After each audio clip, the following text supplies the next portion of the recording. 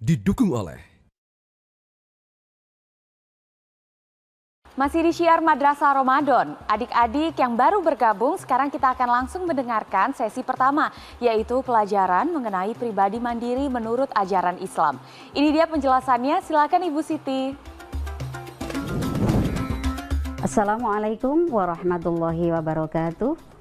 Adik-adik siswa-siswi madrasah yang sedang belajar di rumah, apa kabar kalian hari ini? Semoga semuanya berada dalam keadaan sehat dan selalu dalam lindungan Allah Subhanahu wa Ta'ala. Amin. Adik-adik sekalian, tema pembelajaran kita hari ini adalah menjadi pribadi yang mandiri menurut Islam. Nah, apa itu sebenarnya yang dimaksud dengan kemandirian? Yuk kita coba memahami kemandirian dalam perspektif psikologi terlebih dahulu.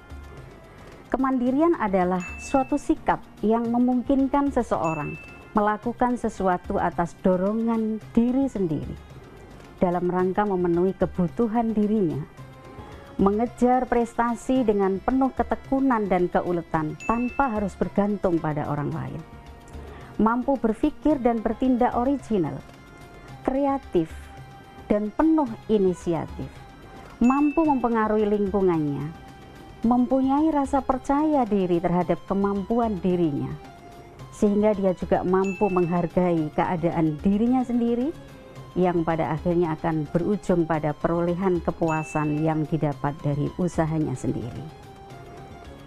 Nah, bagaimana sebenarnya Islam menuntun kita untuk menjadi pribadi yang mandiri? Adik-adik, rasanya perlu kita kembali belajar pada sejarah kehidupan Rasulullah Shallallahu Alaihi Wasallam. Kita ketahui bersama bahwa beliau terlahir dalam keadaan yatim.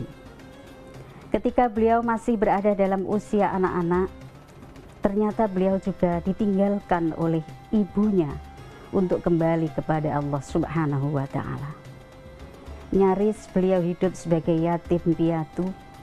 Namun di belakangnya ada sosok seorang paman yang luar biasa, yang berani membackup kehidupan Rasulullah Shallallahu Alaihi Wasallam. Juga ada seorang kakek yang tidak kalah luar biasanya. Beliau adalah orang yang dihormati di kalangan suku Quraisy.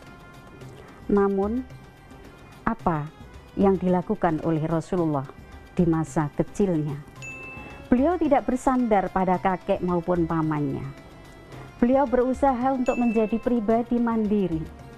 Di usianya yang sangat belia, beliau sudah menunjukkan kemandiriannya dengan mengembala kambing, dengan berusaha untuk berdagang. Itu adalah contoh keteladanan yang disampaikan oleh Rasulullah Shallallahu Alaihi Wasallam kepada kita semua, untuk membentuk diri kita menjadi pribadi yang mandiri. Di dalam Al-Quran pun Allah Subhanahu wa Ta'ala menyampaikan dalam beberapa ayat Al-Quran yang merupakan perintah kepada kita sekalian untuk dapat hidup mandiri. Salah satu di antaranya, di sini saya akan mengutip surat Ar-Ra'd ayat 11, di mana Allah Subhanahu wa Ta'ala menyampaikan Bismillahirrahmanirrahim, Innallaha la yughayyiru ma biqaumin hatta yughayyiru ma bi anfusihim. Sesungguhnya Allah tidak akan merubah keadaan suatu kaum sehingga mereka merubah keadaan mereka sendiri. Jelas, ayat ini mengandung perintah kepada kita sekalian untuk mampu berusaha sekuat tenaga dalam rangka merubah nasibnya sendiri. Dengan kerja keras, kerja ikhlas yang juga tentunya dibarengi dengan doa dan kemudian tawakal kepada Allah Subhanahu wa Ta'ala. Kiranya itu yang bisa kita bahas pada segmen yang pertama ini.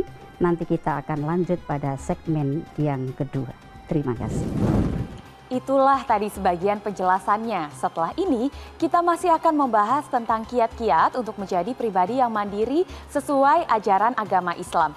Adik-adik, kita akan rehat sejenak dulu yuk, tapi jangan kemana-mana, tetap di Syiar Madrasah Ramadan.